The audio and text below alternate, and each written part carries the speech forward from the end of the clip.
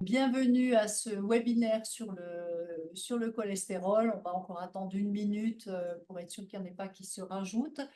C'est un sujet qui est peut-être assez généraliste parce que très courant, mais quand on essaie de trouver des solutions naturelles, on se rend Oh, compte c'est qu'il y super, a... c'est en anglais. Tant- Pardon? Ah, Alors, pourriez-vous couper le son pour ceux qui sont encore... voilà. Oui, ce que je disais, c'est que c'est un sujet qui est assez généraliste dans le sens où beaucoup de personnes sont concernées par le cholestérol, mais il y a vraiment des choses à faire. Et Anne-Dominique, qui est naturopathe. Je ne sais pas si certains d'entre vous ont déjà écouté ces webinaires, mais elle va vraiment rentrer dans le détail des solutions naturelles, que ce soit alimentaires ou des plantes. Et Dieu sait qu'il y a des choses à faire. En tout cas, l'hygiène de vie est importante et elle va y revenir. Alors, Anne-Dominique, je vais tout simplement te laisser te présenter et nous allons découvrir ce webinaire. Et pour ce qui est des questions, n'hésitez pas à le mettre dans le chat. Vraiment, comme ça, je les parcourrai au Ah, fur et à mesure. sur, Et le si on même n'y a système, pas là. répondu au courant de ce webinaire, on les traitera à la fin de cette présentation. Voilà, je vous rappelle à tous, veuillez désactiver votre son par respect pour les autres personnes qui ne souhaitent tout simplement pas entendre vos conversations privées. Voilà, écoutez, je vous souhaite un très bon webinaire. À toi, Anne-Dominique. Merci Françoise, merci beaucoup. Donc oui, pour me présenter, pour ceux qui ne me connaissent pas encore, bon, voilà, ça fait maintenant un peu plus d'une dizaine d'années que je suis naturopathe et que je suis également formatrice en naturopathie au sein de l'école Planta Santé et au sein de l'Université populaire de Strasbourg. Voilà, donc la naturopathie étant une passion, je ne le considère pas comme un travail ou comme un métier. Pour moi, c'est vraiment une passion. Et je suis ravie de pouvoir partager cette passion et pouvoir apporter ce que moi-même j'ai appris. Hein, j'ai rien inventé, mais ce que moi-même j'ai pu apprendre pour que chacun d'entre nous ou chacun d'entre vous puisse soit déjà trouver des solutions tout seul au niveau de son hygiène de vie. Hein. Quelquefois, il y a des choses très simples à mettre en place qui suffisent à rétablir une situation. Et puis sinon, à aller plus loin, consulter en naturopathie pour essayer de trouver réponse à ces questions. Alors aujourd'hui, on va aborder le sujet du cholestérol. Hein. Françoise a eu l'idée de me confier ce sujet et j'en suis ravie parce que c'est un sujet qui est très important, parce qu'à la fois banal. Combien de personnes, hein, je crois qu'à l'heure actuelle, on peut dire que 20% de la population française, d'après une étude de Santé publique France, a des soucis de cholestérol. Donc c'est un problème voilà, très, très, très banal, très généralisé. Et puis c'est aussi un sujet qui a donné lieu à de fortes polémiques aussi. Alors voilà que lors d'une consultation chez votre généraliste, celui-ci vérifie votre prise de sang et vous fait les gros yeux. Oh là là, ben vous avez du cholestérol. Il faudra prendre un médicament à vie pour faire baisser ce taux de cholestérol. Sinon, vous risquez de développer une maladie cardiovasculaire. En général, ça fait un petit choc. Alors là, pas d'affolement, on va déjà voir ce que la naturopathie peut proposer et surtout comprendre de quoi il s'agit avant de voir les solutions. Très souvent, dans la plupart des cas, on verra juste un petit peu après, mais dans la plupart des cas, une hypercholestérolémie, donc un taux de cholestérol trop élevé, ne présente pas de symptômes. pas de symptômes signalant qu'il y a trop de cholestérol, encore que quelquefois, si, mais là, il faut vraiment être dans des niveaux élevés. Et il s'agit donc de vérifier pour voir s'il y a vraiment un risque cardiovasculaire. Ce n'est pas juste le cholestérol qu'il va falloir vérifier, hein, mais tout le bilan lipidique et puis encore autre chose dont on parlera après. Alors, on n'évoquera pas ici les problèmes d'hypercholestérolémie familiale qui sont d'origine génétique, des personnes qui vivent avec des taux de cholestérol très élevés. Ça ne rentre pas dans le cadre de cette présentation. Alors, on va voir un petit peu déjà de quoi on parle. Qu'est-ce que le cholestérol? Quand on prononce le mot cholestérol, qu'est-ce qu'on imagine? Des montagnes de charcuterie, des œufs, des artères bouchées, des personnes se tenant le cœur proche de l'infarctus, etc. Mettons qu'en général, on a dans notre imaginaire des choses assez terrifiantes. Alors justement, je vais essayer de déterrifier ou pas de banaliser, mais de rendre la chose un peu moins effrayante qu'elle nous l'a été présentée jusqu'à présent. Alors, qu'est-ce que le cholestérol? Il fait partie des lipides sanguins qui contiennent donc le cholestérol, mais aussi les triglycérides, des phospholipides, des acides gras libres, etc. Hein, le cholestérol est un lipide de la famille des stérols. Il a été découvert en 1758 dans les calculs biliaires, en analysant les calculs biliaires, et c'est à partir des années 1950 qu'on a mieux compris ces différents rôles. Quelle est l'origine du cholestérol? Eh bien, en moyenne, les 3/4, 50 à 80% du cholestérol est synthétisé par les cellules du foie, qu'on appelle les hépatocytes. Et en principe, cette synthèse a lieu environ plutôt le matin. On dit 8 heures du matin, après on n'est pas des coucous suisses, hein, mais grosso modo, c'est en début de matinée que ce cholestérol est synthétisé par les hépatocytes. Et cette synthèse est interrompue lorsque le taux de cholestérol libre dans les cellules atteint un certain seuil. Le corps régule. N'oubliez pas que le corps est une machine extraordinaire et le corps se régule tout seul. Et puis le reste est apporté par l'alimentation, notamment la viande, les œufs, les produits laitiers. On verra l'alimentation en détail. Et ce cholestérol, il faut savoir qu'il est indispensable. Je martèle le mot parce que je veux s'il te plaît. Pouvez-vous éteindre votre micro? Pouvez-vous éteindre votre micro? Merci. Il faut le dédiaboliser, ce cholestérol. Il est indispensable au bon fonctionnement de l'organisme car il intervient à différents niveaux. Quels sont les rôles du cholestérol? Alors, malheureusement, sur le diaporama, je n'ai trouvé qu'une présentation de certains de ces rôles. Ils n'y sont pas tous. Je vais vous les évoquer. Il fait d'abord partie de la membrane cellulaire. Il est précurseur de nombreuses hormones, notamment ce qu'on appelle des hormones stéroïdiennes, par exemple l'aldostérone, qui, elle, est une hormone qui régule la tension artérielle, le cortisol, qui est l'hormone du stress, que nous sécrétons en cas de stress, les hormones stéroïdiennes sexuelles telles que progestérone, œstrogène, testostérone, etc. Donc, précurseur d'hormones, précurseur, rôle très important, précurseur de la vitamine D.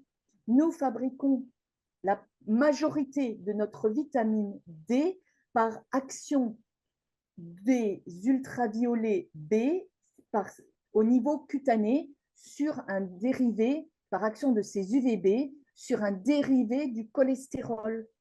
C'est très important de retenir ça, la vitamine D3 ayant de très, très nombreux rôles à jouer dans notre santé, dans le maintien de notre santé. Autre rôle, l'oxydation du cholestérol va permettre la synthèse des sels biliaires. Les sels biliaires, la bile étant ce liquide vaisselle, comme je dis toujours pour plaisanter, c'est ce qui permet d'émulsifier les lipides, donc qui permet de mieux digérer les lipides. Et surtout, c'est aussi ce cholestérol un constituant de la gaine de myéline. Alors, pour ceux qui ont besoin de précision, la gaine de myéline, c'est comme une gaine de protection sur des fils électriques. Elle est autour des axones, qui sont les longues terminaisons de nos neurones, où passe l'influx nerveux. Donc, ça permet de protéger, protéger la qualité, la vitesse de cet influx nerveux. Il faut d'ailleurs savoir que le cerveau est capable de fabriquer son propre cholestérol, puisque celui-ci ne passe pas la barrière hémato-encéphalique. Donc voilà, le cholestérol, vous savez tout sur le cholestérol. Et puis bien sûr, ce qui nous intéresse, parce que tout le monde en parle, c'est ce fameux bon cholestérol et mauvais cholestérol. Et alors là, on est un petit peu perdu parce que les termes bon et mauvais, c'est n'importe quoi, ça n'existe pas. Il n'y a pas un bon cholestérol et un mauvais cholestérol. Simplement, leur rôle n'est pas le même. Et par une vue biaisée des choses, on leur a donné ces termes complètement inappropriés. Je fais une petite parenthèse, je crois qu'il y a quelqu'un qui a encore un micro allumé. Je suis désolée, ça fait des interférences, c'est très désagréable. Est-ce que vous pouvez tous éteindre votre son? Merci. Ouais. Merci. Donc, ce bon et ce mauvais cholestérol correspondent juste aux dénominations de lipoprotéines. Ce sont des protéines qui vont transporter le cholestérol dans le sang. Alors, on va les voir un tout petit peu plus en détail. Vous avez le LDL, que l'on appelle le Low Density Lipoprotein, qui est surnommé donc le mauvais cholestérol. Et puis, vous avez donc le HDL, High Density Lipoprotein, qui est le bon cholestérol. Alors, les lipoprotéines transportent le cholestérol du foie où il est synthétisé vers les cellules des organes qui l'utilisent. Alors, malheureusement, au niveau du diaporama, je n'ai pas trouvé de représentation qui montre le LDL allant vers les cellules des organes. C'est systématiquement les artères qui sont représentées. Alors, c'est un petit peu biaisé aussi comme image dès le départ, puisque le LDL va du foie vers les organes qui en ont besoin. Ce sont des particules volumineuses, collantes, qui, au passage, peuvent se déposer sur une paroi artérielle lésée, et participer de ce fait à la formation de la fameuse plaque d'athérome, réduisant ainsi le diamètre de la lumière de l'artère et pouvant entraîner les conséquences que l'on connaît et dont on va reparler juste après. Il faut noter quand même que cette plaque obstructive est composée essentiellement de calcium et dans une faible majorité de cholestérol. Et puis le HDL, c'est la protéine qui va transporter le cholestérol dont les cellules n'ont plus l'usage, le retransporter vers le foie, où il sera récupéré, éliminé, etc. Ce sont des particules beaucoup plus petites qui n'ont pas tendance à s'agglutiner dans les artères.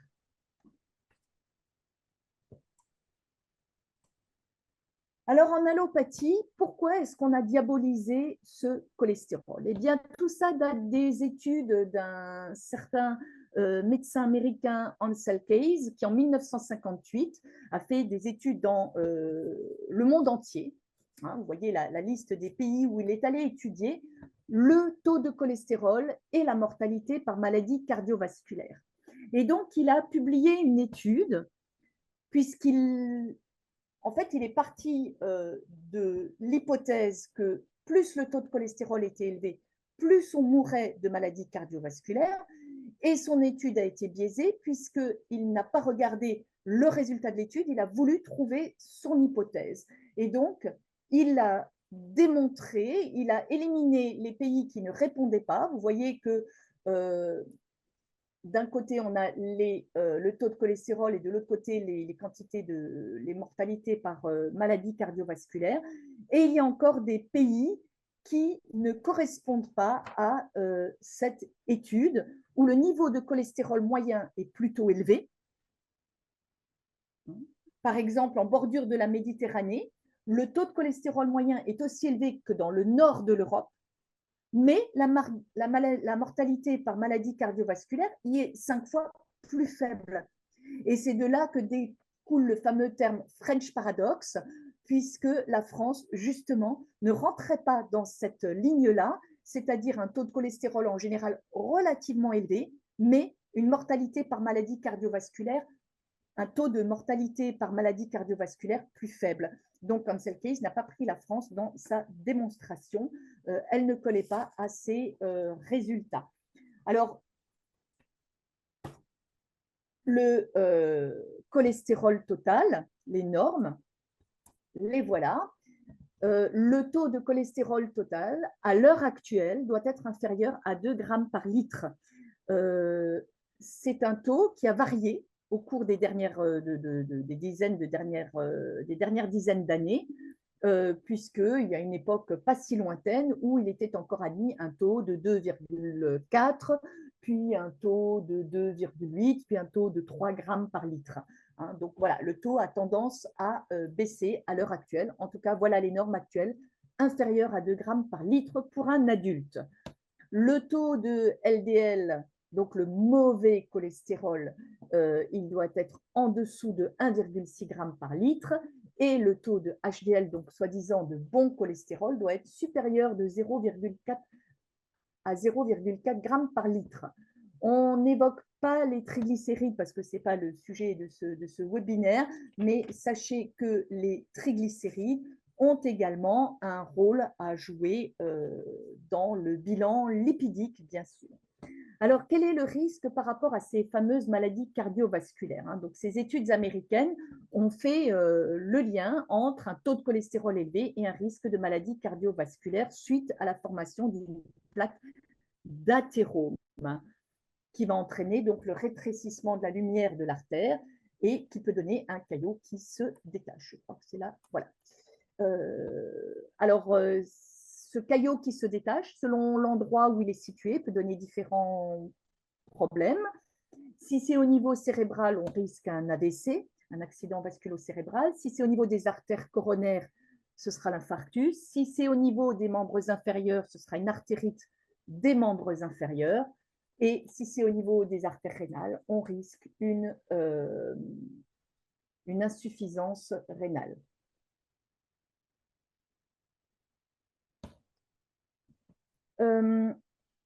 Je rappelle que dans cette plaque, la plaque se développe sur une artère lésée. Il s'agit en fait d'un processus d'autoréparation du corps qui, pour une raison ou une autre, voit que la tunique artérielle se fragilise. Il va donc envoyer des cellules, des fibroblastes, pour faire comme un sparadrap, un pansement au niveau de cette tunique artérielle. Ça va donc faire un relief sur lequel va venir s'agglutiner des particules de calcium, augmentant le relief. Et donc, ces grosses particules de LDL, je vous ai dit, ce sont des particules volumineuses et collantes qui vont aller se rajouter et vous obtenez cette fameuse plaque d'athérome. Alors, à l'heure actuelle, il ne faut pas oublier non plus les nanoparticules de plastique qui, malheureusement, sont retrouvées dans ces plaques d'athérome également. Alors, c'est voilà le processus. Bon, on va essayer de ne pas en arriver là et d'intervenir bien avant. Il est évident que lorsque cette plaque ressemble à la dernière image que vous avez, au dernier schéma que vous avez sur le diaporama, vos règles d'hygiène alimentaire, d'hygiène de vie dont on va parler après, ne seront plus suffisantes. Hein. Il faut intervenir. Nous, on va travailler surtout en prévention ou dans les cas où la plaque n'est pas aussi développée. Et je fais juste une parenthèse. Si vous avez peur d'avoir un risque de maladie cardiovasculaire, il existe ce qu'on appelle le score calcique, qui est à l'heure actuelle le meilleur prédicteur d'un risque cardiovasculaire. Voilà, donc si ça vous intéresse et que vous pensez être sujet, allez plutôt regarder non pas du côté du cholestérol, mais du côté du score calcique. Alors, je vous disais avant qu'il n'y a pas de symptômes d'une hypercholestérolémie. Alors, certains auteurs disent quand même qu'un certain niveau d'excès de cholestérol, de lipides au niveau de l'organisme, on peut avoir certains signes, par exemple des douleurs au niveau du mollet, parce que tout simplement la circulation sanguine n'y est plus suffisamment fluide. De la fatigue visuelle, ça peut être des nausées, des vertiges, des maux de tête. Ça peut être, comme vous le voyez sur l'image suivante, des petites accumulations de graisse que l'on appelle des xanthomes, hein, des petites accumulations de graisse au niveau cutané, réparties à différents endroits du corps. Et puis, si vous avez la possibilité de voir l'image tout au bout, ça, ce sont pour les personnes qui connaissent l'iridologie. Quand on va regarder l'œil d'une personne, il y a des choses que l'on peut voir. Et vous avez le bord de l'iris qui est entouré d'un anneau plus clair. Alors, cet anneau, ça s'appelle en principe l'anneau de sénescence et c'est lié au vieillissement de l'organisme. Alors, en principe, ce sont les personnes âgées qui présentent cet anneau de sénescence. Il semblerait qu'en cas d'hypercholestérolémie, des personnes plus jeunes peuvent présenter cet anneau de sénescence, donc cet anneau plus blanc qui entoure l'iris, une décoloration de l'iris. Alors, le traitement en médecine conventionnelle, c'est tout simplement la prise à vie de médicaments que l'on appelle des statines, voilà, qui sont prescrites et dont à l'heure actuelle, une polémique existe quant aux éventuels effets secondaires ou indésirables de ces statines. Nous, ce qui nous intéresse, alors voilà les facteurs de variation du taux de cholestérol. Comme dit, ce taux est variable en fonction, évidemment, de beaucoup de facteurs. Votre taux de cholestérol vous préoccupe, vous êtes à la recherche de méthodes naturelles pour le faire baisser. Eh bien, en 1999, une étude du docteur Michel de Lorgeril démontre que ce taux de cholestérol circulant dans le sang varie selon le besoin des organes et selon plusieurs facteurs. On a déjà bien sûr la génétique, comme je vous le disais en parlant de l'hypercholestérolémie familiale, mais également en fonction du sexe, en fonction de l'âge, en fonction de l'activité physique, en fonction de la saison, en fonction du mode de vie, est-ce qu'il y a du tabagisme, est-ce qu'il y a de l'alcool, est-ce que voilà, il y a plein de choses qui interviennent pour faire varier ce taux de cholestérol total. Pour Michel de Lorgeril, pour le professeur Michel de Lorgeril, pour un adulte en bonne santé, on peut accepter un taux de cholestérol total entre 2 à 3 grammes par litre sans paniquer, sans avoir peur d'un risque de maladie cardiovasculaire.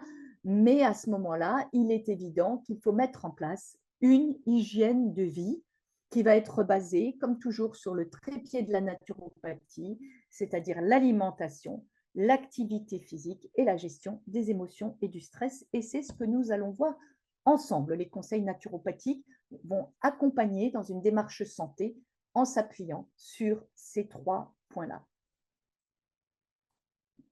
Voilà encore une diapo sur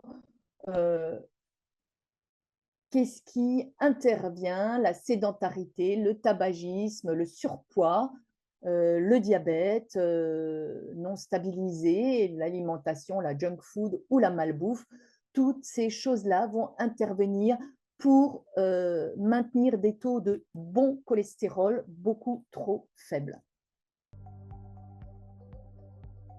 Alors voilà, en naturopathie, eh bien, le premier point auquel on va penser, c'est l'alimentation. Et vous avez là, bien sûr, deux alimentations complètement opposées, ce qu'on appelle la junk food, la malbouffe, d'un côté, et puis l'alimentation idéale en cas de problème de bilan lipidique, parce que c'est valable pour le cholestérol, c'est valable pour un taux élevé de triglycérides, c'est valable pour tout le bilan lipidique. C'est ce qu'on appelle le régime méditerranéen. C'est la fameuse étude de Lyon du professeur Michel Delorgeril qui a montré une baisse significative des risques de récidive d'infarctus pour le groupe témoin qui avait adopté ce régime méditerranéen, qui est une fusion entre le régime crétois et le fameux French Paradox dont je vous parlais avant.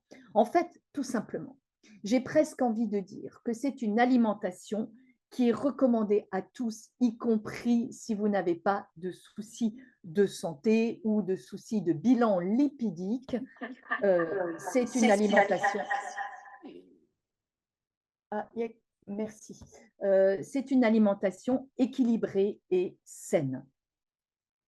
Alors, il s'agit tout d'abord, pour un grand nombre d'entre nous, on ne va pas commencer par dire il ne faut pas. C'est toujours mieux de commencer par du positif, c'est toujours plus plaisant. Et tout simplement, le premier conseil, c'est d'augmenter les légumes et les fruits au quotidien. Je rappelle que le PNNS, le Plan National Nutrition Santé, nous propose 5 portions de fruits et légumes par jour, c'est-à-dire entre 400 et 500 grammes de végétaux par jour. Je le vois dans mes consultations au quotidien, peu de personnes à l'heure actuelle arrivent à proposer quotidiennement 400 à 500 grammes de végétaux dans leur assiette. C'est pas donné, hein, c'est pas donné, c'est pas fréquent. Donc, et c'est un minimum, c'est un minimum. Idéalement, je dis bien, nous devrions être entre 800 grammes et 1 kg. Voilà. Je vous laisse imaginer ce que ça donne. Alors évidemment, ces végétaux devront être de préférence bio, même, et je ne rentre pas dans la polémique si le bio à l'heure actuelle n'est pas à 100% sécure, hein, voilà, on ne maîtrise pas l'atmosphère, les retombées de l'atmosphère, l'eau de pluie, etc. Mais on a quand même, beaucoup d'études ont quand même montré que c'était un petit peu mieux au niveau de la quantité de micronutrition et un petit peu mieux au niveau du non-apport d'additifs tels que pesticides et autres.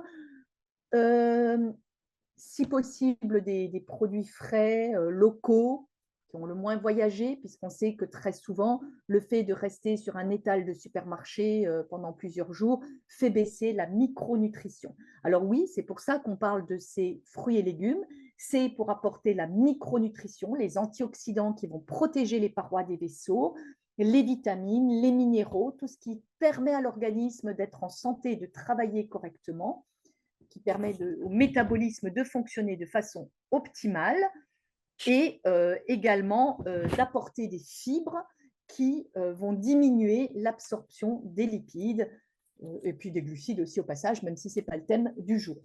Donc, ces végétaux sont à proposer tous les jours à tous les repas, avec idéalement toujours une partie crue qui va permettre de garder cette micronutrition qui est très sensible à la chaleur, donc à la cuisson. Hein. Beaucoup de vitamines sont détruites à la cuisson, les antioxydants sont détruits à la cuisson en partie, les enzymes, etc. Donc, l'importance d'apporter du cru. Ça va apporter également une certaine satiété, donc on aura moins envie après de manger la junk food qui est proposée à côté. Et puis, on va garder l'équilibre acido-basique qui fait le lit de notre santé au quotidien. Alors, on va rajouter également des céréales complètes, des légumineuses qui vont apporter ces fameuses protéines végétales complètes, des oléagineux, Mais la base, ça reste les légumes. Hein. Dans la pyramide du régime méditerranéen, tiens, voilà une diapo que j'aurais dû mettre. Dans la pyramide du régime méditerranéen, la base, c'est les fruits, les légumes. Et puis après, on a les céréales complètes, les légumineuses. Et puis au-dessus, on a les poissons gras, les fameux poissons gras qui vont apporter notamment les oméga 3, qui sont anti-inflammatoires, qui ont un rôle important à jouer par rapport au HDL et au LDL. On va le voir après.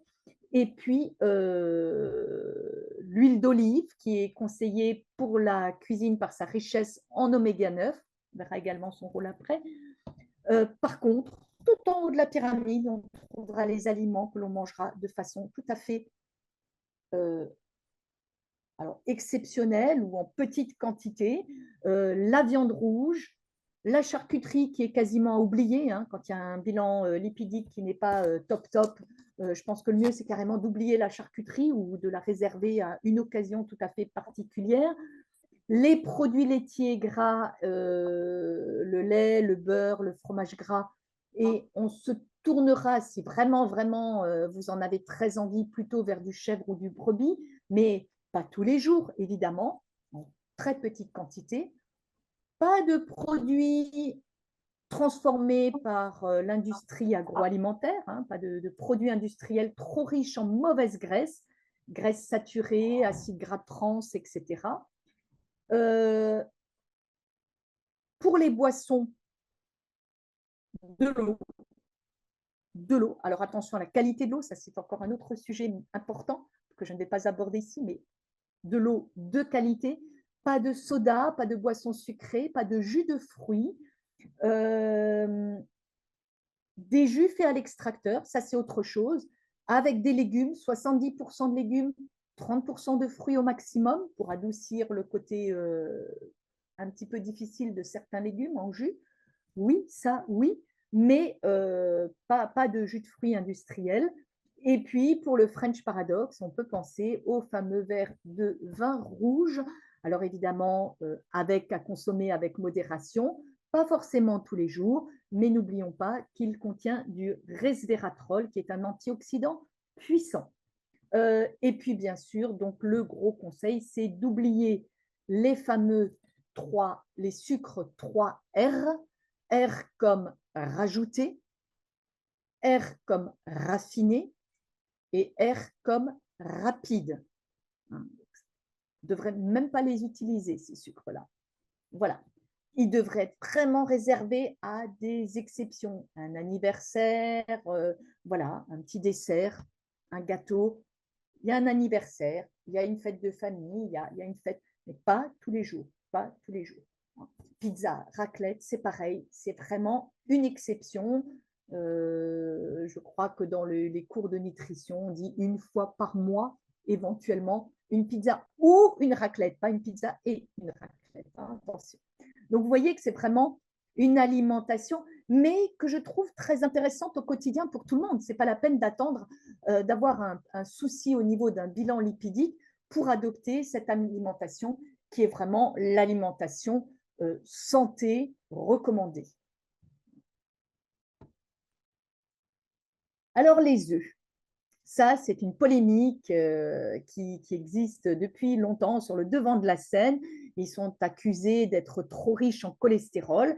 Et donc, dans beaucoup de régimes anti-cholestérol, on parle de supprimer les œufs. Je fais juste une petite remarque. Vous avez bien entendu que je n'ai pas parlé de régime anti-cholestérol. J'ai parlé d'une alimentation méditerranéenne. Il ne s'agit pas d'un régime parce qu'un régime, c'est comme une cure, ça a un début et une fin avec un but précis. Là, c'est une alimentation que l'on va adopter pour la vie. Hein. Ce n'est pas à faire sur 3 semaines ou 3 mois en disant je vais faire ma prochaine prise de sang et si elle est améliorée, j'arrête et je retourne à ma junk food. Non, c'est une alimentation à adopter à vie parce qu'elle est bénéfique pour la santé de tous dans tous les cas. Donc, ce n'est pas une diète, ce n'est pas un régime, c'est une alimentation, un rééquilibrage alimentaire qui est proposé. Alors, les œufs, effectivement, dans les régimes, cette fois-ci anti-cholestérol, donc les choses sur une durée, étaient interdits à cause de la richesse en cholestérol. Alors, à l'heure actuelle, il n'y a pas de restriction. il n'y a plus de restrictions faites quant à la consommation régulière d'œufs, qui sont des aliments de qualité nutritive exceptionnelle pour ceux qui en mangent. Hein. Bien sûr, je respecte tous les régimes alimentaires. S'il y a des véganes qui écoutent ce webinaire, bien sûr, ils ne sont pas concernés, mais voilà. L'œuf contient les acides aminés essentiels en bonne proportion, il les contient tous et en bonne proportion, puisque c'est lui qui va servir de référence d'aliments, de référence dans les calculs nutritionnels, de contenu nutritionnel de divers aliments. Il contient de nombreux micronutriments intéressants pour notre santé. On y trouve du calcium, du sélénium, du zinc. On y trouve de la choline qui est importante pour le fonctionnement du cerveau. On y trouve notamment de la zéaxanthine et de la lutéine qui sont des antioxydants très intéressants, notamment pour les fameux cas de DMLA, de dégénérescence maculaire liée à l'âge, qui est une pathologie en nette progression ces dernières années. L'œuf se mange avec le jaune coulant afin de ne pas détruire les vitamines et les minéraux contenus, et puis avec le blanc coagulé, parce que dans le blanc, vous trouvez de l'avidine qui va se fixer à la vitamine B8 et qui empêche son assimilation. Donc, il est plus intéressant toujours d'avoir un jaune coulant et un blanc coagulé. De plus, le jaune d'œuf contient théoriquement des fameux oméga 3. Les fameux oméga 3 bons pour notre santé anti-inflammatoire, faisant baisser le mauvais cholestérol et augmentant le bon cholestérol. Je continue à utiliser ces termes-là parce que ce sont les termes que tout le monde connaît et utilise, même si je vous ai dit qu'il n'y avait ni bon ni mauvais cholestérol. C'est juste une différence de fonctionnement et de rôle. Et là, attention à la qualité des œufs. Je vous encourage vivement à trouver des œufs de qualité bleu blanc cœur, qui sont issus de poules qui ont été enrichies en graines de lin, le lin étant très riche en oméga 3. Donc, ce sont des œufs qui, à l'heure actuelle, présentent une teneur en oméga 3 plus intéressante que la majorité des œufs que vous trouvez dans le commerce. Alors, pour en terminer sur ces recommandations générales d'alimentation, la quantité de sel devra aussi être un petit peu surveillée, même si elle n'est pas un des facteurs les plus importants. Si on en reste à 5 grammes par jour, c'est largement suffisant, mais c'est valable pour tout le monde parce qu'à l'heure actuelle, beaucoup de Français dépassent les normes en sel. Vous en trouvez partout, dans tous les produits transformés par l'industrie agroalimentaire. Vous en trouvez dans le pain, vous en trouvez dans les fromages, bref, dans votre alimentation quotidienne, il y a beaucoup d'apports de sel, donc c'est une recommandation qui est valable pour tout le monde. Alors donc, on a vu que de nombreux aliments pour cette alimentation méditerranéenne contiennent des principes actifs qui vont nous aider à réguler le taux de cholestérol. Alors, on va juste revoir rapidement quelques points essentiels. D'abord, l'huile d'olive, qui est riche en polyphénols antioxydants et qui contient de la vitamine E dont un principe actif inhibe la synthèse du cholestérol par le foie, pour les personnes qui en fabriqueraient de trop. Et l'huile d'olive, donc cet oméga 9, diminue le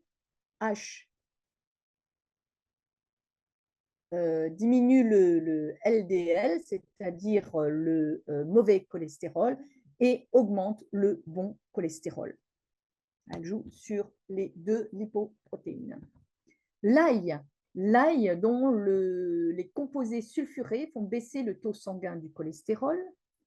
Les graines de lin qui sont très riches en oméga 3. Alors pour les graines de lin, j'aime bien toujours donner un petit conseil tellement facile à utiliser au quotidien Et pour tout le monde, bilan lipidique bon ou mauvais, c'est valable pour tout le monde. Je vous parlais du sel juste avant. Trop de sel n'est pas bon dans l'alimentation. Plutôt que de saler vos aliments avec du sel, utilisez ce fameux condiment japonais qu'on appelle le gomasio, que certains d'entre vous connaissent peut-être, qui est un mélange de graines de sésame toastées, broyées, avec du sel de préférence, un vrai sel de Guérande non transformé. Vous pouvez très bien fabriquer vous-même votre gomasio maison en mettant soit des graines de lin toastées, soit en faisant un mélange de graines et à ce moment-là d'incorporer des graines de lin qui vous apporteront ces fameux oméga 3. Et par contre, si votre mélange, vous le fabriquez, vous le préparez un petit peu à l'avance, gardez-le dans un bocal hermétique que vous gardez au réfrigérateur pour quelques jours. Voilà, les oméga 3 étant sensibles à la chaleur. Donc, les graines de lin, les noix, bien sûr, les noix qui contiennent également une certaine quantité d'oméga 3. Le thé vert qui est riche en antioxydants, qu'on appelle des catéchines, qui diminuent le cholestérol et le LDL, donc le mauvais cholestérol. Le curcuma, qui a un rôle également en diminuant le LDL. Les phytostérols, qui sont des stérols végétaux, qui se trouvent à l'état naturel dans de nombreux végétaux dans leur partie lipidique et dont la structure est proche de celle du cholestérol. Ils vont donc entrer en compétition avec le cholestérol en circulation dans l'intestin et peuvent donc limiter l'absorption du vrai cholestérol et favoriser son élimination.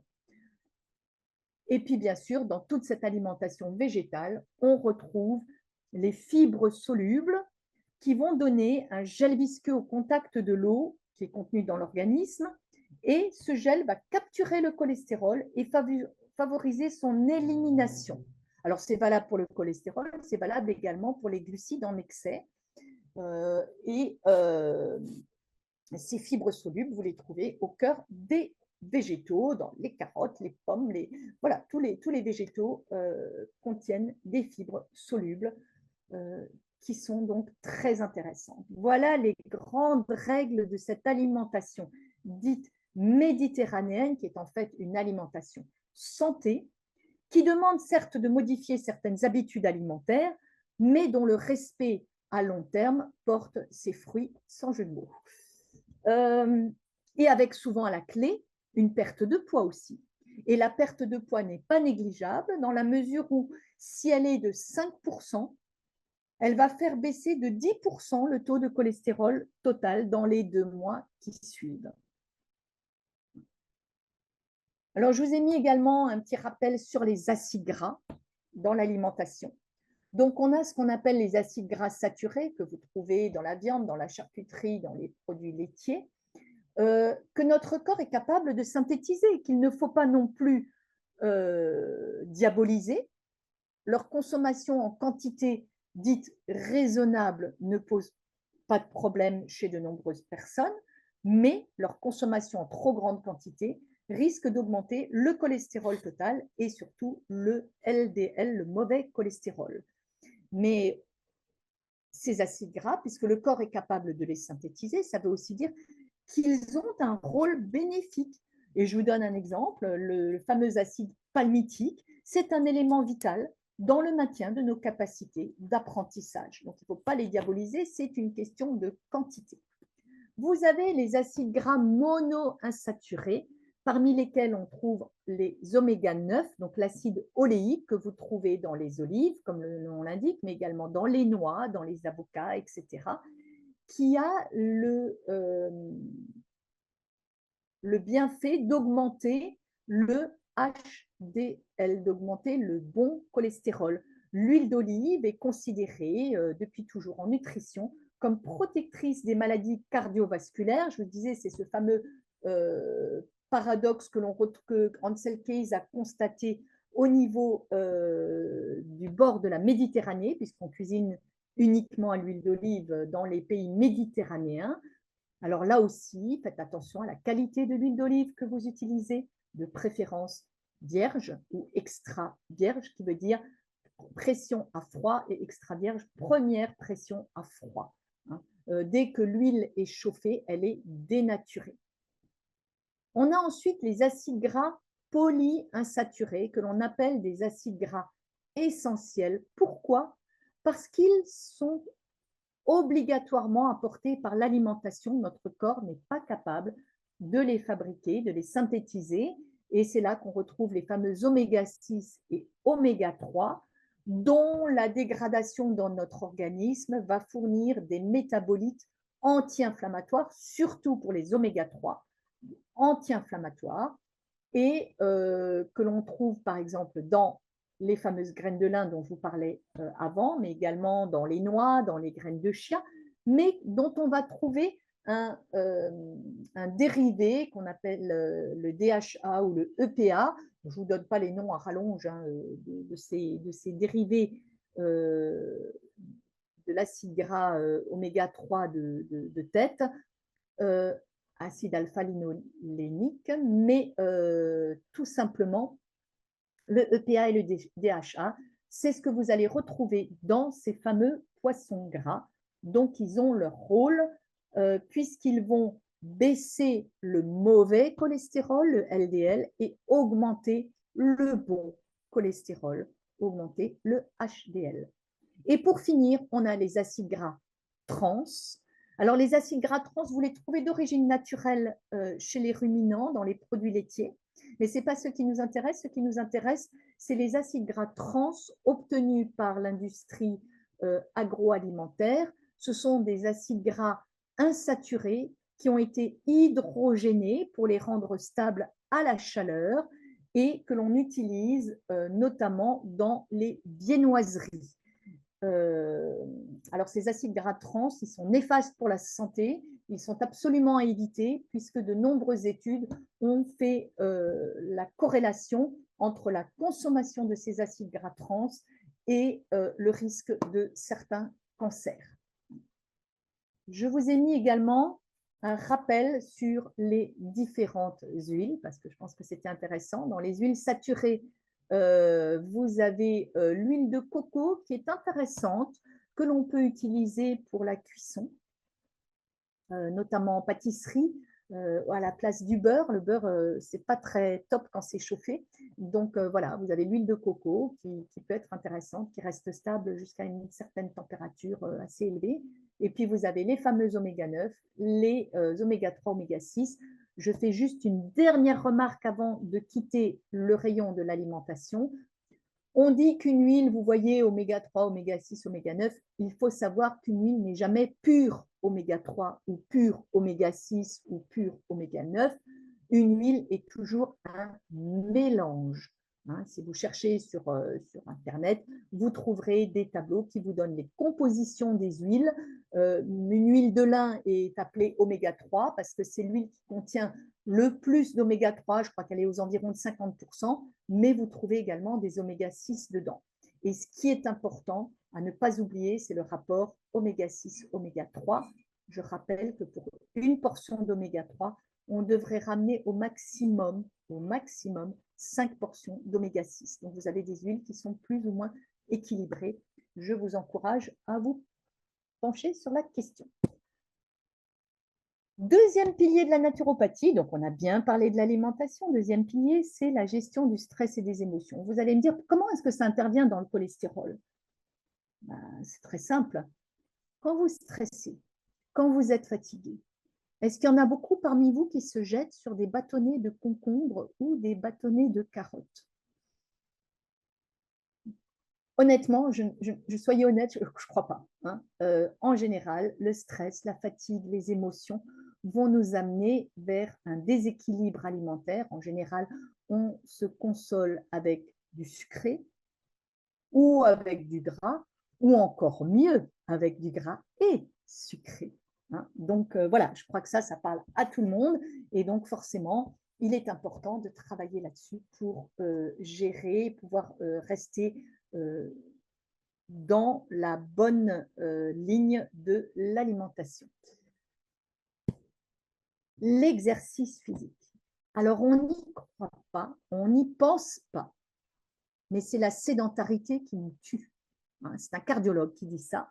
De nombreux médecins, de nombreux thérapeutes tirent la sonnette d'alarme. Nous passons beaucoup trop de temps assis. Hein, comme dit le cardiologue, va jusqu'à dire c'est la sédentarité qui tue. En effet, l'exercice physique apporte de nombreux bénéfices sur le plan de la santé, mais tout simplement, le fait de bouger augmente le taux de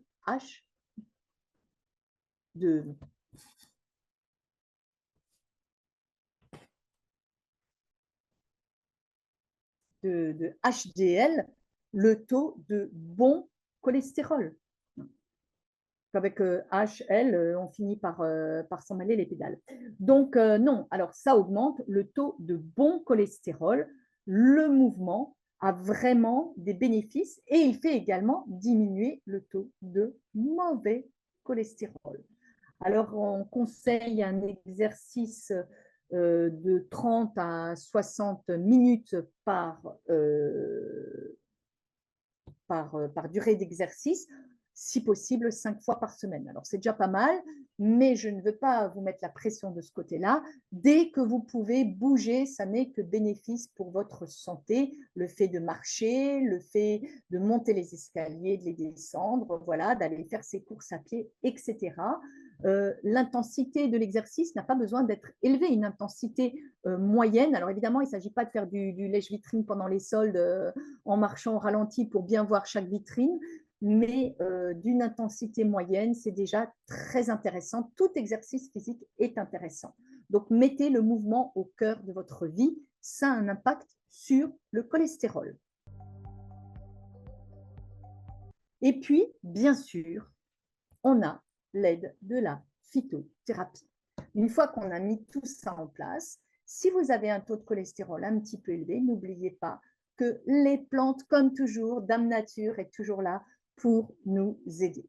Alors, au niveau des plantes, je vous ai fait un petit choix parmi les plus connus, les plus utilisés, souvent dans les baisses de cholestérol, dans le travail sur le bilan lipidique. On a tout d'abord le gugule, qui s'appelle de son petit nom latin Commiphora mucule ou Commiphora dicti, qui est connu en médecine ayurvédique, qui est connu en médecine ayurvédique depuis des siècles, hein, très utilisé, et il présente de nombreuses propriétés. Il n'agit pas que sur le cholestérol, il a de très nombreuses propriétés tout à fait intéressantes. Alors, comme vous le voyez sur la photo, c'est une résine, hein, c'est une gomme résineuse que l'on récolte par incision de l'écorce de cet arbuste qui pousse donc en Inde et dont le principe actif, alors j'adore le nom, je vais quand même vous le donner parce que j'adore dire ce nom-là, les gugulstérones, j'adore. Les gugulstérones sont hypocholestérolémiantes, c'est-à-dire qu'elles font baisser le cholestérol total et vous trouvez des compléments alimentaires de gugule. On trouve aussi la levure de riz rouge. Alors, la levure de riz rouge, c'est le résultat de la culture d'un champignon microscopique que l'on appelle Monaspus purpureus sur du riz.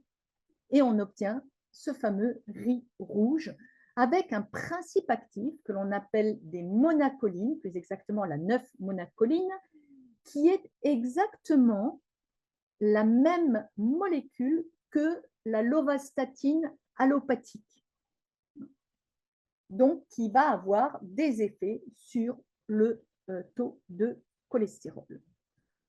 On peut également utiliser la lécithine de soja.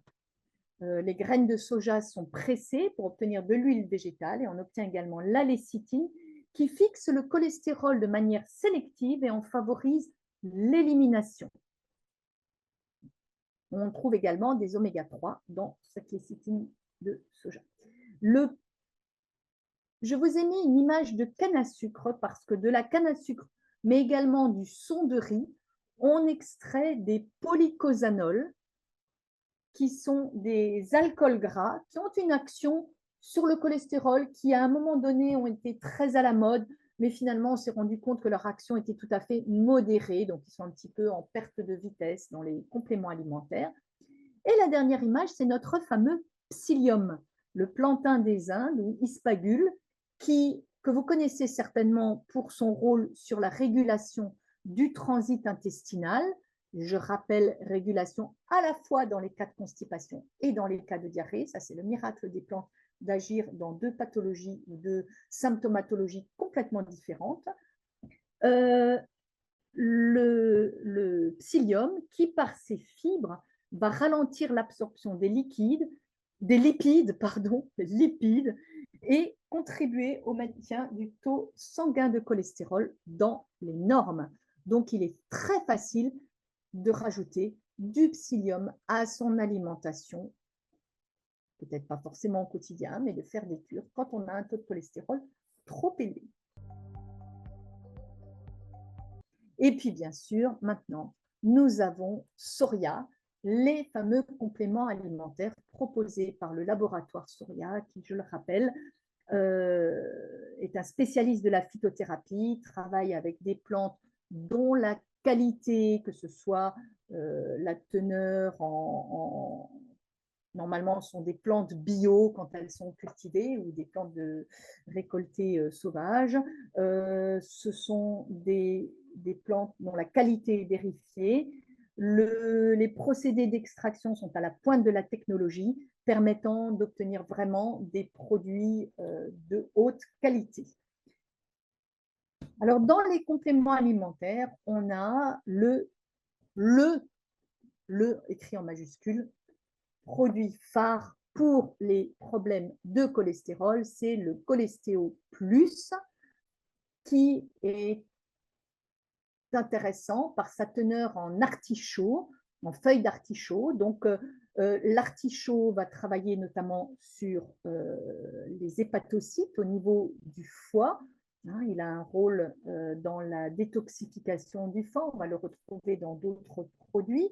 Il soutient vraiment la fonction hépatique. On trouve de l'olivier. L'olivier, comme l'huile d'olive, va travailler sur le taux de cholestérol et faire baisser le taux de mauvais cholestérol. Il permet également une circulation sanguine plus fluide, un maintien de la tension. Et puis, on trouve cette fameuse levure de riz rouge dont je vous ai parlé avant, qui va réguler ce taux de cholestérol.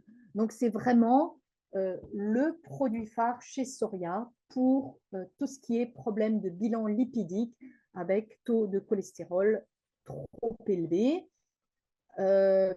également taux de triglycérides, puisqu'en fait, je vous l'ai dit dans l'introduction de ce webinaire, tout ce qu'on donne comme conseil pour le cholestérol, c'est exactement valable pour les triglycérides, même si ce n'était pas le sujet du jour. Les deux sont liés, fonctionnent de la même façon, grosso modo, et l'alimentation méditerranéenne, agissant sur le cholestérol, agit sur les triglycérides aussi.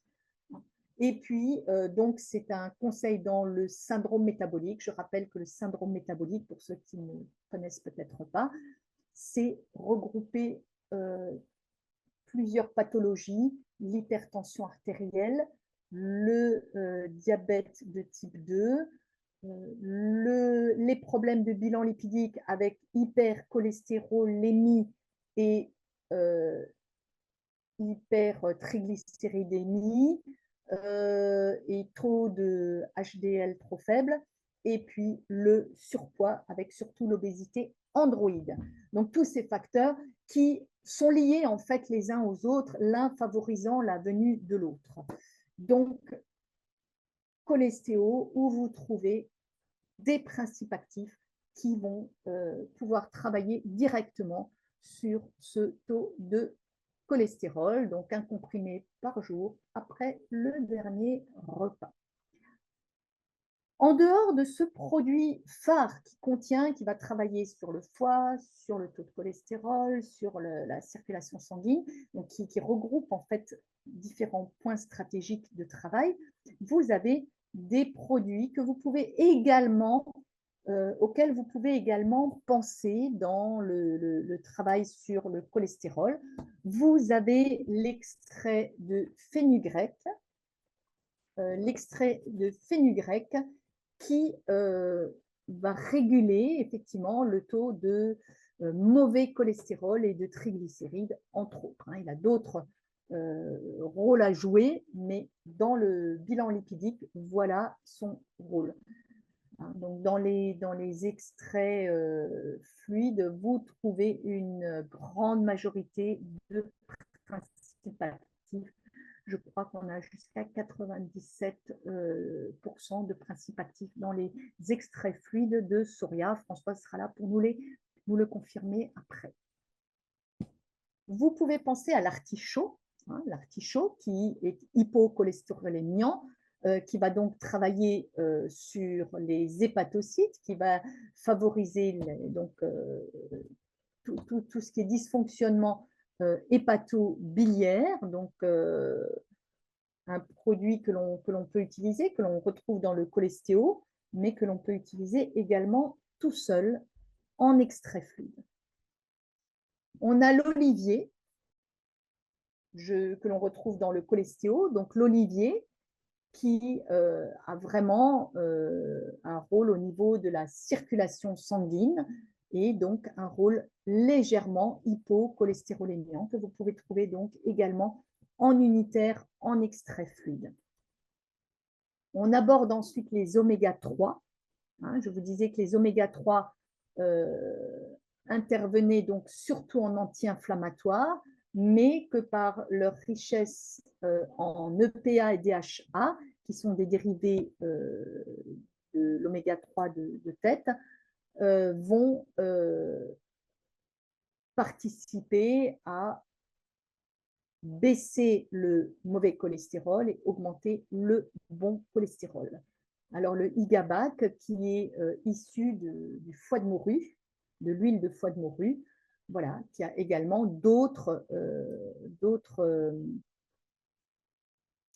vertus que de travailler sur notre bilan lipidique, mais là, on en est au bilan lipidique, donc très intéressant. Et le fait que ce soit en capsule, vous n'avez pas ce côté, je dirais, un petit peu désagréable de l'huile de foie de morue qu'il faut prendre à la cuillère. Et si vous le prenez pendant les repas, vous limitez le risque de remontée que vous pouvez avoir quand vous prenez des compléments d'oméga 3 issus du poisson. On a l'huile de krill. Alors, le krill, c'est ces petits crustacés qui se nourrissent directement du phytoplancton et qui sont très riches en oméga 3. Donc, effectivement, un apport d'oméga 3. Alors, bien sûr, là, dans le cadre du bilan lipidique, mais c'est valable dans de nombreux autres cas. Nous avons pratiquement tous une alimentation qui est déficiente en oméga 3. Il peut être important de faire régulièrement des cures d'oméga 3 passé 45-50 ans, tant leur rôle est important dans notre métabolisme.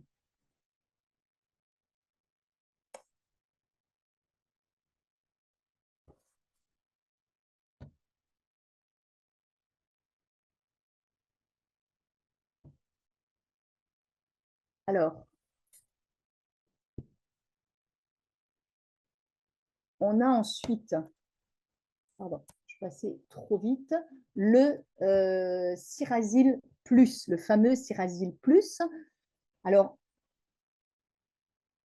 il a un rôle hypocholestérolémiant par la présence d'artichaut et de chardon-marie. C'est le produit phare pour la détox du foie, pour le nettoyage et le soutien du foie. Il contient également le radis noir et le fameux desmodium pour le soutien et la régénération de la cellule hépatique, de l'hépatocyte. Donc, c'est vraiment un grand produit phare chez Soria également, qui va permettre… Alors, tout simplement, parce que quand il y a un bilan lipidique qui est mauvais, il y a peut-être aussi un fonctionnement du foie qui n'est pas top. D'ailleurs, chez la plupart des personnes, en tout cas, il est conseillé de faire au minimum une fois par an un nettoyage du foie, un soutien, de préférence au printemps, puisque c'est la saison du foie selon la médecine traditionnelle chinoise, mais ça peut se faire à tout moment de l'année. quand il y a eu un apport d'allopathie important, quand il y a eu, voilà, besoin de détoxifier ou quand il y a une consultation chez le naturo. Voilà, je veux dire, peu importe le moment de l'année, même si ce n'est pas le printemps, ça peut se faire à d'autres moments. Et dans les cas de bilan lipidique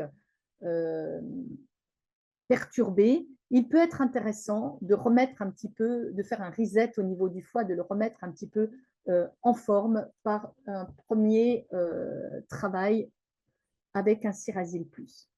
Si vous voulez travailler plus en douceur que le Cirasil Plus, ça déménage, hein, je veux dire, c'est une très bonne détox du foie. Vous avez le Drenazor, où l'on va retrouver l'artichaut, mais qui contient cette fois-ci de la fumeterre qui travaille plus sur la vésicule biliaire, et puis qui va également avoir un travail de régénération sur le foie et donc un travail aussi sur le taux de cholestérol. Donc là, on travaille avec des plantes qui, en travaillant sur le foie, la vésicule biliaire, etc., vont pouvoir travailler sur le taux de cholestérol total. Voilà, on est arrivé au bout de ce webinaire.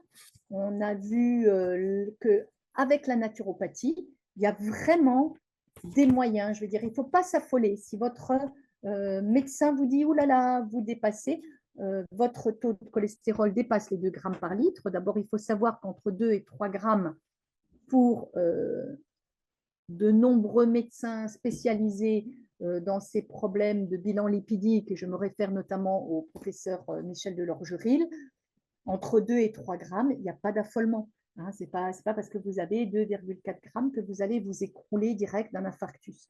Mais ça veut dire, attention, je vais mettre en place quelque chose pour que ça n'augmente pas. Ce qu'il faut voir, en fait, c'est regarder sur plusieurs analyses. Est-ce que votre taux est stable ou est-ce qu'il a tendance à augmenter?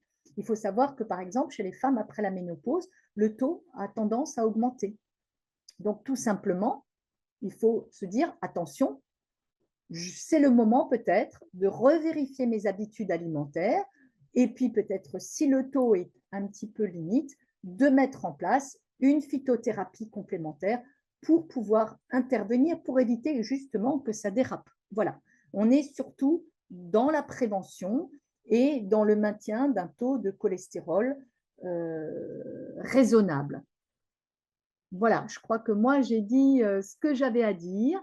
Donc, si Françoise veut prendre la parole et rajouter quelque chose au niveau des produits proposés par Soria ou autres, c'est avec plaisir que je te laisse compléter, Françoise. Merci Anne-Dominique. À nouveau, cette présentation était très complète et c'est vrai qu'une fois que tu as présenté la pathologie, il va de soi que l'alimentation doit être rééquilibrée. J'ai beaucoup aimé une phrase que l'on n'entend jamais dire par les médecins, c'est que le cholestérol est indispensable. Et ça, tu as bien fait de le souligner. C'est vraiment le cholestérol qui est la base de la fabrication de toutes nos cellules qui ensuite sont composées de phospholipides. Donc, les graisses sont indispensables à notre fonctionnement normal. Et j'entends tellement souvent des personnes qui me disent « j'ai arrêté tout apport d'huile ». C'est une catastrophe. Donc, mettez-vous en tête qu'un foie qui fonctionne bien va pouvoir réguler son taux de cholestérol. Par contre, ne vous privez jamais des graisses, mais prenez les bonnes graisses. Et ça, tu as bien insisté là-dessus.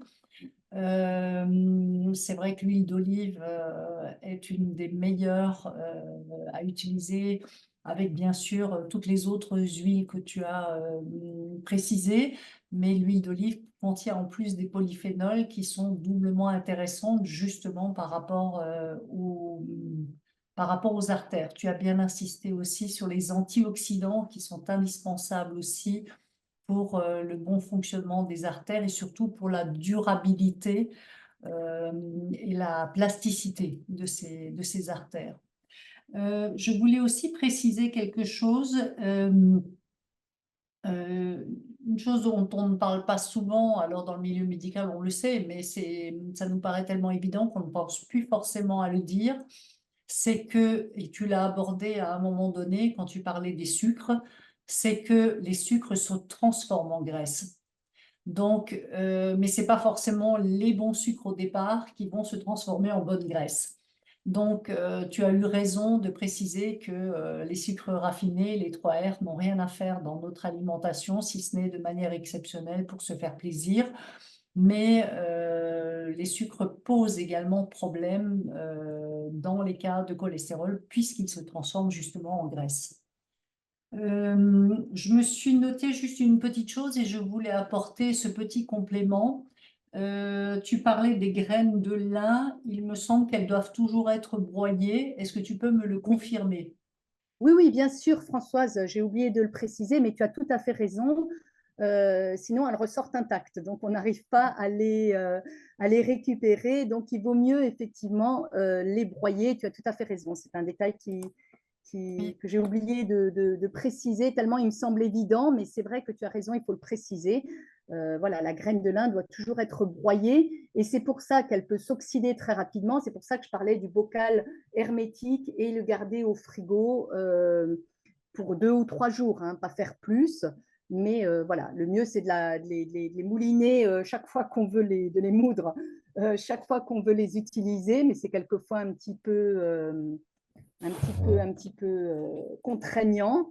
On n'a pas toujours le temps, donc effectivement, on peut les préparer à l'avance pour 2 ou 3 jours, mais à condition de les garder à l'abri de l'air pour éviter l'oxydation au Euh, maximum.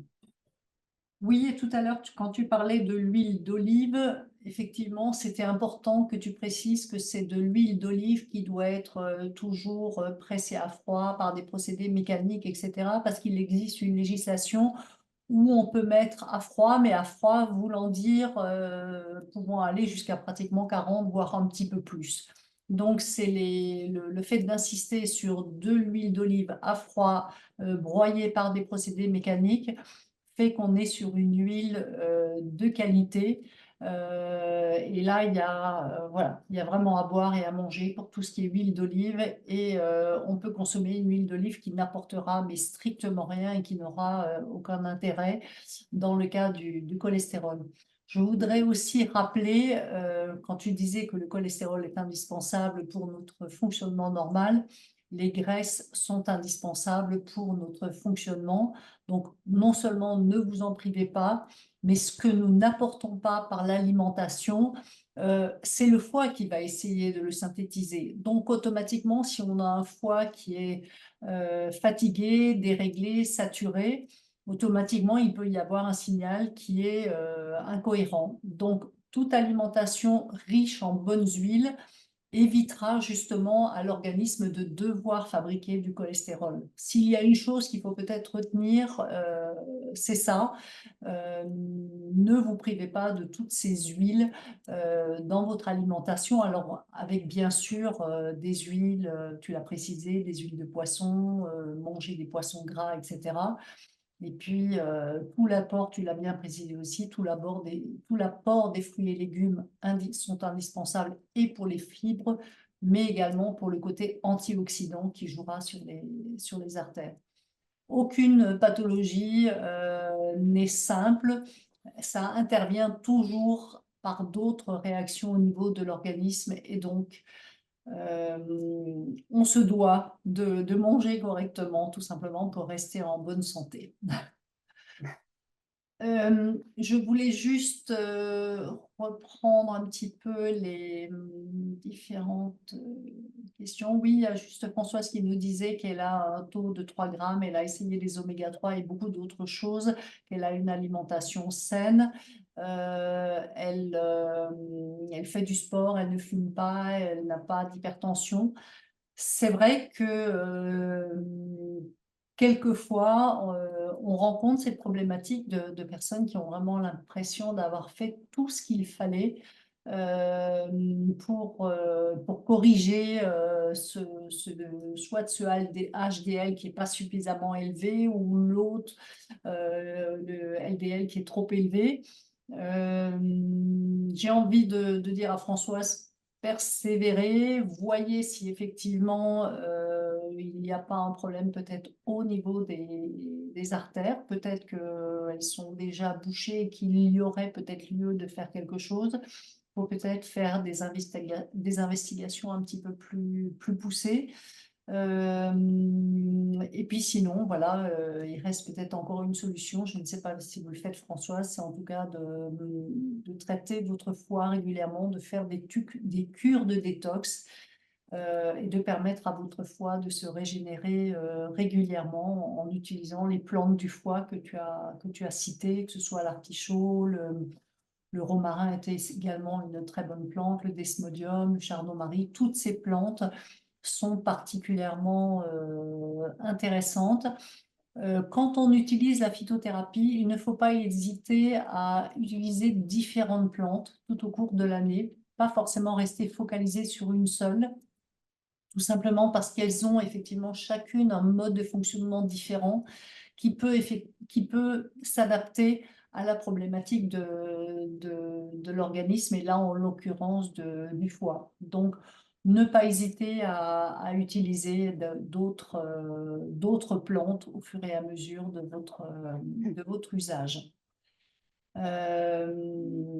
Alors Françoise qui dit oui, elle a testé les artères bouchées, c'est déjà fait. Testez encore régulièrement votre détox hépatique et après peut-être qu'il faudra, on n'a rien contre les statines non plus, si ce n'est que quand on parle de statine, bah, c'est tout simplement du chimique et que dès le moment où on utilise du chimique, à nouveau, on va encrasser au niveau hépatique. Donc, chaque fois qu'on peut utiliser des solutions naturelles, c'est toujours mieux. Mais il y a des fois, si ça n'est plus possible, il faudra peut-être en passer par là. Voilà, tant qu'on peut éviter la chimie pour ses effets secondaires, pour ses autres actions, voilà, on le fait tant qu'on peut. Maintenant, il y a des fois, il n'y a pas trop le choix. Mais je vois que Anne-Dominique a quelque chose à dire. Oui, je vais juste dire que dans ce cas-là, avec un taux de 3, on est encore dans la norme acceptée par le professeur Michel Delorgeril et que s'il y a des inquiétudes, à ce moment-là, il faut demander à son médecin de faire le fameux score calcique qui, lui, est l'élément le plus représentatif du risque cardiovasculaire. Et à ce moment-là, peut-être que cette personne se rendra compte que si son corps calcique est tout à fait dans les normes, il n'y a pas de risque spécifique et que tout simplement, bah, elle vivra avec un taux de cholestérol un petit peu au niveau supérieur, mais en faisant très attention à ne pas le dépasser. Voilà, c'est ça, rester dans cette norme-là. Peut-être, il y a des personnes qui vivent très bien avec 3 grammes par litre hein, et qui sont en pleine santé et qui n'ont pas de risque de maladie cardiovasculaire. Donc, par contre, il ne faut pas aller au-delà, il ne faudrait pas que ça monte. Ce qu'il faut vérifier surtout, c'est est-ce qu'il y a une progression? Est-ce que c'est un taux qui est naturellement comme ça ou est-ce qu'il y a une progression? C'est surtout ce qu'il faut vérifier, c'est voir comment ce taux évolue. Si ma foi, il reste stable, eh bien, ça veut dire que cette personne-là est plutôt dans la partie haute des normes et que tout simplement, il faut qu'elle fasse attention, qu'elle continue effectivement son mode de vie sain pour rester en forme, c'est tout. C'est vrai que je voulais souligner quelque chose aussi, ces normes dont tu parlais ont beaucoup évolué ces 20 dernières années. On a fait baisser ce taux de cholestérol de manière importante. De mémoire, il était à un moment donné à 2,80, on est passé à 2,40 et maintenant à 2. Cette norme n'est pas forcément la même dans tous les pays. Donc, il y a certains pays où on considère qu'être à 2,80, c'est encore tout à fait acceptable. Peut-être que ça dépend aussi de l'alimentation de certains pays. Peut-être qu'à 2,80, avec des habitudes alimentaires différentes, c'est tout à fait acceptable. Donc, effectivement, ne nous fixons pas sur un 2 strict, ce qui sera le rôle d'un médecin, ce qui est normal. Il est là voilà, pour essayer de vous sensibiliser, mais ce n'est pas forcément la règle pour tout le monde. Voilà. Je ne sais pas s'il y a d'autres questions. Sinon, on va s'arrêter là. On a vraiment abusé de votre temps, mais je vois que nous avons toujours encore des participants. On ne vous a pas lassé. Pour info, ce webinaire sera, d'ici quelques temps, sera de nouveau disponible sur la chaîne YouTube, sur la chaîne Soriavi, qui est sur YouTube. N'hésitez pas, c'est là que se trouvent tous les webinaires qui ont été faits par Anne-Dominique et d'autres naturopathes ces dernières années. Vous pouvez les regarder en replay. Et il y a également d'autres petites vidéos. N'hésitez pas à vous abonner, comme ça vous aurez les infos que ces vidéos sont à présent disponibles. En tout cas, je vous souhaite une très belle soirée et merci pour votre participation. Un grand merci en tout cas à toi, Anne-Dominique. C'était encore une présentation très, très agréable et surtout très complète. Voilà. Merci Françoise de m'avoir laissé l'occasion de m'exprimer sur ce sujet. Et puis là, je suis désolée pour la luminosité, mais à l'autre bout de la Terre, le soleil vient de se lever. Donc, où je suis dans l'ombre, ou je suis en plein soleil, au choix. Ben nous, ça va pas tarder à se coucher, donc profite de ta journée et bonne soirée à tout le monde. Bonne soirée à tous. Merci pour votre écoute. Merci pour votre Merci. participation.